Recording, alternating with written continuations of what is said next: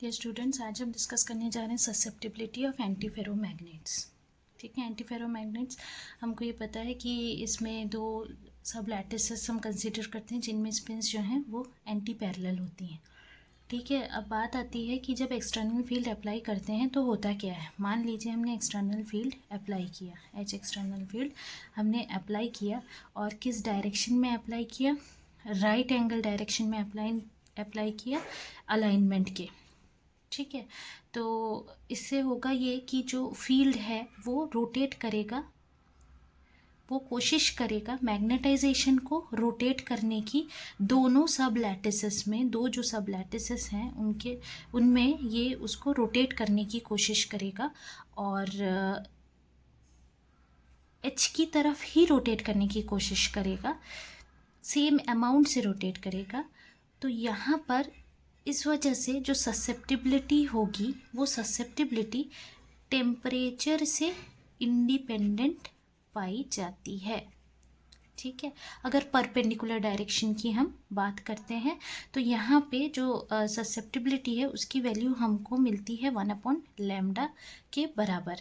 ठीक, अगर h हम अप्लाई करते हैं, मान लीजिए दूसरा केस आपका जो है उसमें h हम कैसे अप्लाई कर रहे हैं, स्पिन के ही पैरेलल डायरेक्शन में। ठीक है, इसी डायरेक्शन में हम h को अप्लाई कर रहे हैं जिस डायरेक्शन में आपका स्पिन है। तो इससे एक बहुत अलग सिचुएशन होता है। क्या होता है कि t = 0 के में जो स्पिन है दोनों सब लैटिसेस में, ये एक सब लैटिस हो गया आपका और ये एक और सब लैटिस हो गया, अभी हम समझने के लिए कर रहे हैं। तो दोनों ही सब लैटिसेस में ये परफेक्ट अलाइनमेंट में रहती हैं स्पिन।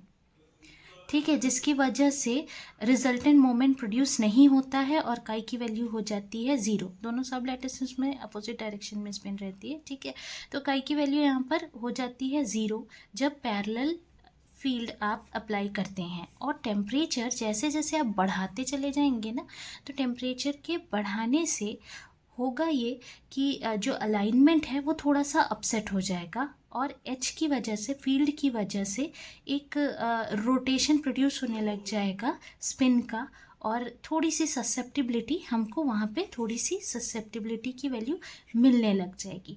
जैसे जैसे हम अप्रोच करेंगे Tn को, यानी नील टेम्परेचर की हम बात कर रहे हैं, जैसे जैसे हम नील टेम्परेचर की तरफ बढ़ते चले जाएंगे तो हम ये देखेंगे कि जो काई है, काई पैरेलल, अभी एच पैरेलल डायरेक्शन में हमने अप्लाई किया है, इसकी वैल्यू बहुत लार्ज हो जाएगी, और लार्ज होके ये लार्ज होने के बाद 1/λ की तरफ बढ़ जाएगी।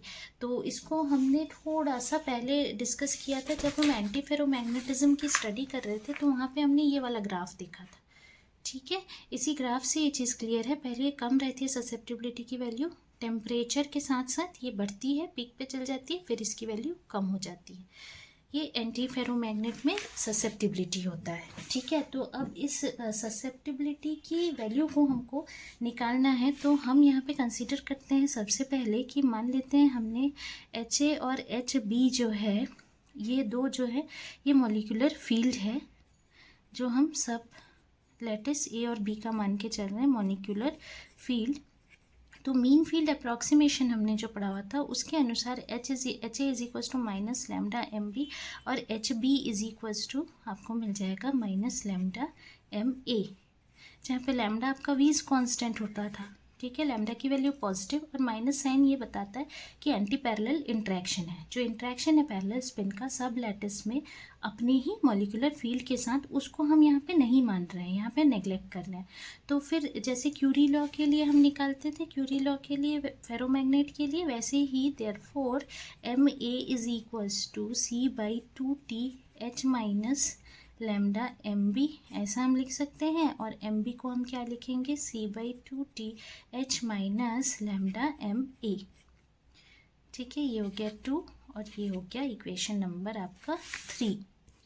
ठीक, अब हम यहाँ पे H की वैल्यू हमने इंटेंसिटी ऑफ अप्लाइड फील्ड लिया हुआ है, और C/2 जो है वो रिलेवेंट हमने किसको लिया है, क्यूरी कांस्टेंट। ठीक है, तो यहाँ पर ये वैल्यू हमको एक मिल गई, C/2 रिलेवेंट क्यूरी कांस्टेंट है, और 1 फॉर हाफ मैग्नेटिक आयंस के लिए हर एक सब लैटिस में। ठीक है।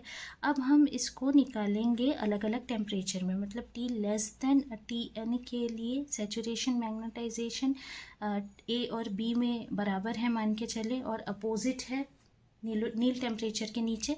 तो हमारे को ये जो एक्सप्रेशन था 2Tma plus lambda Cmb is equals to h, और lambda Cma plus 2Tmb is equals to h।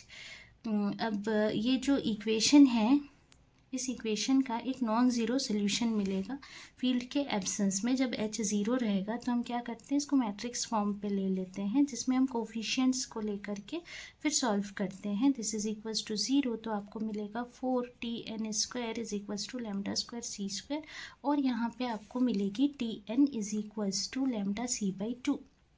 ये कब मिला आपको, जब t लेस देन Tn है।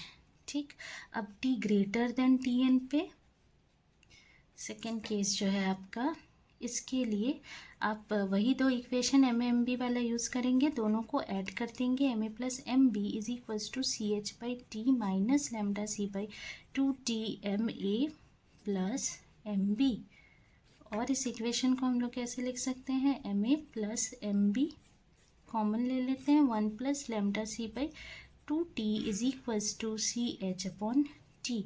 तो chi is equals to Ma plus Mb upon H, which is equals to C upon T 1 plus lambda C upon 2T। तो इसको हम लिख सकते हैं C upon T plus lambda C by 2, और काई की वैल्यू हम क्या लिख सकते हैं, is equals to C upon T plus Tn, कुछ इस तरीके से। ठीक है, तो आज के लिए इतना ही। वीडियो पसंद आए तो शेयर लाइक सब्सक्राइब करना ना भूलें। कोई भी डाउट उनसे कमेंट सेक्शन में पूछ सकते हैं। Thank you.